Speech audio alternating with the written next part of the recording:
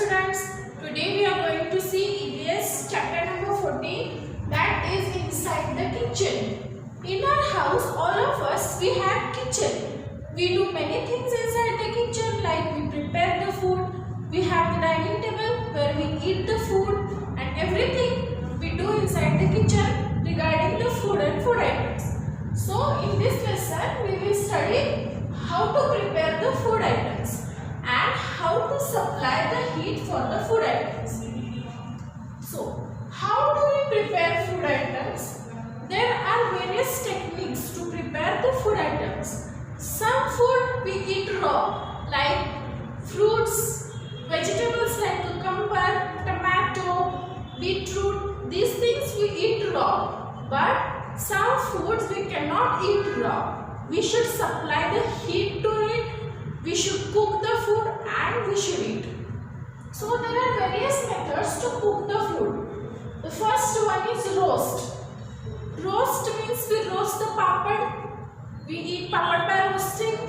This is called the roasting method. Like frying.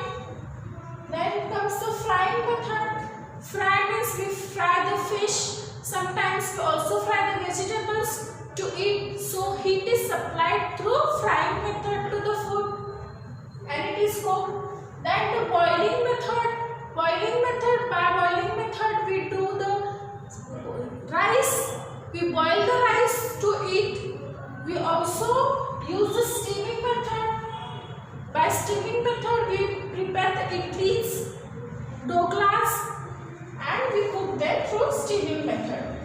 For all these methods, heat is the most important thing.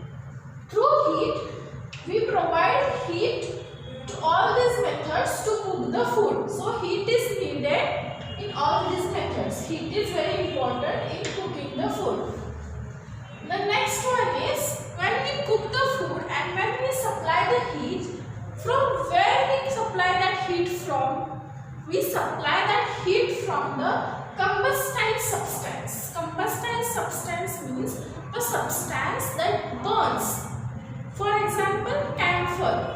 Camphor is a combustile substance which burns and supplies the heat. There are many such substances which burn and provide the heat for cooking the food.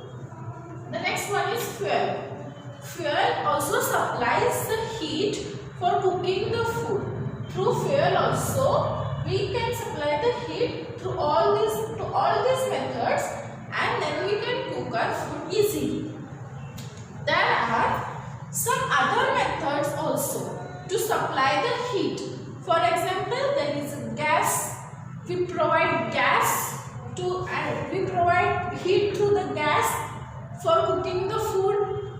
Then there is a coal burning stove, means there is a stove and we should put coal inside that. We should burn that coal. When the coal will burn, it will supply heat to the food items and the food items will get cooked. The next one is kerosene stoves. Kerosene, when there is a stove, same like coal, we will put kerosene in that stove. Then kerosene will also help us to supply the heat to our food item. The next one is electric hot plates. This is a new invention. We get like induction gases, induction stoves, that is called as electric hot plates. Those stoves work on the electric thing.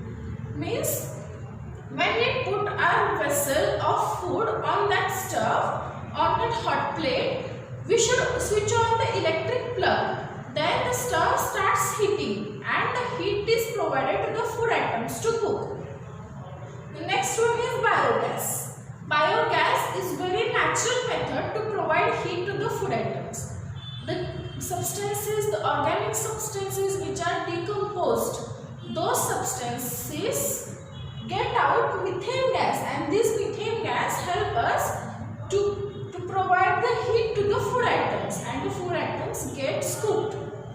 The next one is solar energy. Many of us have the solar heater on our terraces. These heaters are nowadays used to boil the water. But these solar heaters or the solar energy is also used to cook the food. solar energy when we put our food. For example, we want to make the rice. Then what we will do? We will take one vessel, we will put rice inside that, we will put some water, we will put pinch of salt and we will keep this vessel into the sun. And through the solar energy, this rice will get the heat and the rice will get cooked. Have you noticed this thing? We eat papad by two methods. We make papad as a eatable by two methods. By roasting and by frying. So, how do you like to eat papad? By roasting or by frying? Almost both the tastes are same, but the method for cooking is different. Then the next one are peanuts. We can eat peanuts raw also and we can eat peanuts roasted also. There is a huge difference between the taste of both, but we can eat it in both the ways. The next one is potato. Can we eat potato raw? No, it's not possible, almost not possible. We have to boil the potato, we have to fry the potato, or we have to roast it, or we have to steam it. Then we can eat the potato. But there are some vegetables which we can eat raw, and also the fruits which we can eat raw. So, we prepare all the food items inside our kitchen. So, it is very necessary to keep our kitchen always clean and tidy and eat healthy food. Do not go near any of the heating method alone. Always take your parents with you. Complete the assignment on this lesson. Thank you.